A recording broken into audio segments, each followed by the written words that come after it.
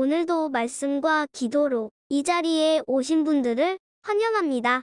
히브리서 7장 11절로부터 19절. 더 좋은 대제사장, 더 좋은 소망. 지금부터 본문을 읽겠습니다.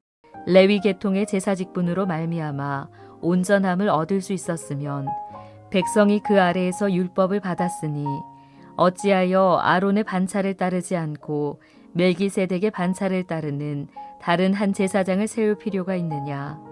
제사 직분이 바꾸어졌은즉 율법도 반드시 바꾸어지리니 이것은 한 사람도 제단 일을 받들지 않는 다른 지파에 속한 자를 가리켜 말한 것이라. 우리 주께서는 유다로부터 나신 것이 분명하도다. 이 지파에는 모세가 제사장들에 관하여 말한 것이 하나도 없고 멜기세덱과 같은 별다른 한 제사장이 일어난 것을 보니 더욱 분명하도다. 그는 육신에 속한 한 계명의 법을 따르지 아니하고 오직 불멸의 생명의 능력을 따라 되었으니 증언하기를 내가 영원히 멜기세덱의 반차를 따르는 제사장이라 하였도다. 전에 있던 계명은 연약하고 무익함으로 패하고 율법은 아무것도 온전하게 못할지라. 이에 더 좋은 소망이 생기니 이것으로 우리가 하나님께 가까이 가느니라. 본문의 중심 메시지입니다. 오늘 본문은 어제 본문에 이어지는 말씀으로서 멜기세덱 이야기의 후편에 속한 말씀입니다. 율법이 정한 제사 규례가 있습니다. 그리고 이 제사를 집행하는 제사장이라고 하는 직분자들이 있지요. 이들은 모두 아론의 후손으로 이루어져 있습니다. 그럼에도 아론의 계보를 따르지 않는 예수님이 우리의 영원한 대제사장이 되셨는데 오늘 본문은 그 이유를 우리에게 가르치고 있습니다. 본문을 살펴보겠습니다. 첫 번째 본문은 11절로부터 15절입니다. 제사 직분이 바뀌어졌다 하는 내용이지요. 먼저 이스라엘 사람들이 알고 있는 제사장 직분에 대해서 정리를 합니다. 율법이 레위 계통에서 나온 사람들 중에 아론의 후손으로 제사장을 세우도록 규정했습니다. 제사장직을 그만큼 엄격하게 구별했다 그렇게 볼 수 있지요. 이유는 그들이 책임지고 있는 제사 때문입니다. 제사를 통해서 하나님을 만나게 되는데 하나님과 온전한 만남을 위해서는 이 제사장 직분이 특별한 사람들로 세워져야 했고 그만큼 엄격함을 통해 이루어져야 했던 것이지요. 그런데 하나님께서 구약 시대에 멜기세덱을 세우신 것을 우리는 앞선 본문에서 확인했습니다. 참 이상하지요. 아론의 후손이 아니고 멜기세덱은 족보가 없는 그러나 하나님 앞에 드려지는 제사장으로 소개되고 있습니다. 그리고 마찬가지로 예수님은 유다 지파에 속해 계신 분인데 영원한 대제사장으로 삼으셨다 그렇게 말씀하고 있는 것이지요. 기존의 율법을 따라서 세워지는 제사장이 있는데 그것을 통하지 아니하는 영원한 대제사장인 예수님을 세워야 될 이유가 무엇이었을까? 우리는 오늘 본문에서 그 이유를 발견하게 됩니다. 하나님께서 이렇게 따로 세우셨다라고 하는 것에는 하나님의 특별 조치가 있었다 하는 것을 확인할 수 있고요. 하나님께서 따로 행하신 일에는 그에 합당한 이유가 있음을 우리는 깨달아야 하는 것이지요. 첫 번째 이유는 레위 후손들, 그러니까 아론 자손들이 제사장이 되었으나 그들이 드리는 제사로는 하나님과 온전함을 누리는 제사 되지 못했더라 하는 것입니다. 왜 이렇게 율법을 따라 드리는 제사는 온전하지 못했는가?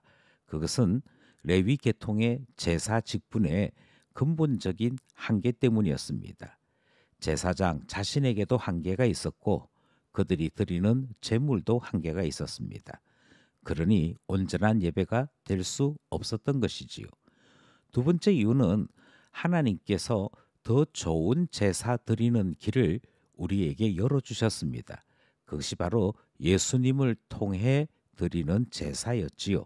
하나님은 더 좋은 것을 우리에게 주시기 위해 예수님을 주셨습니다.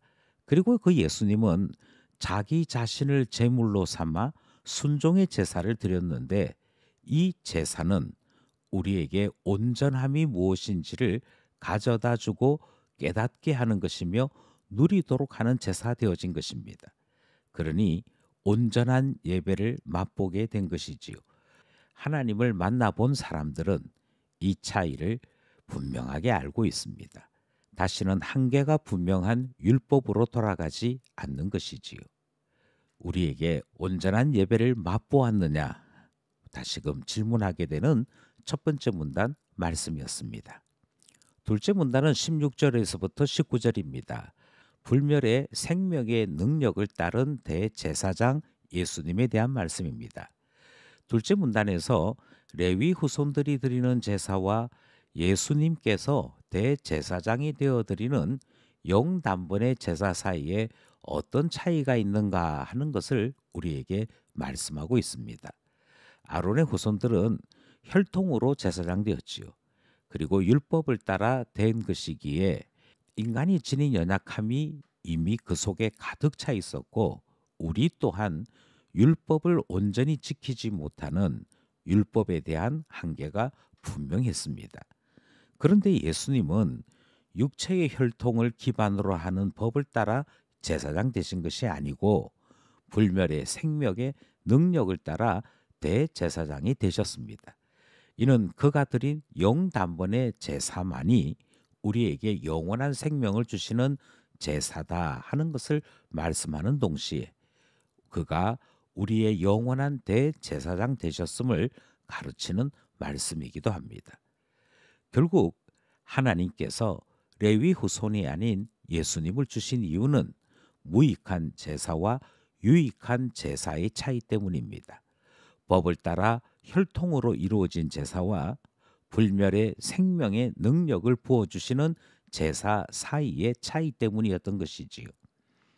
예수님만이 우리에게 온전함을 주십니다. 그리고 하나님 앞에 가까이 가도록 우리를 이끄시지요. 그러므로 예수 안에서 드려지는 모든 제사는 확신을 가지고 하나님께로 나아갈 때 그를 만나는 은혜를 누리게 되는 특권이 있더라. 이 사실을 둘째 문단이 우리에게 전하고 있습니다. 하나님을 만나고자 하고 하나님 앞에 더 온전함을 누리기를 원하는 하나님의 자녀들은 예수 그리스도를 통하여 드리는 온전한 예배를 맛보아 아는 것이며 하나님께 더 가까이 나가기를 소망하는 자로 살아가게 되는 것이지요. 오늘도 말씀과 기도로 참된 예배자요 하나님을 더 소망하는 참 예배자로 살아가는 우리 모두 되기를 간절히 소원합니다.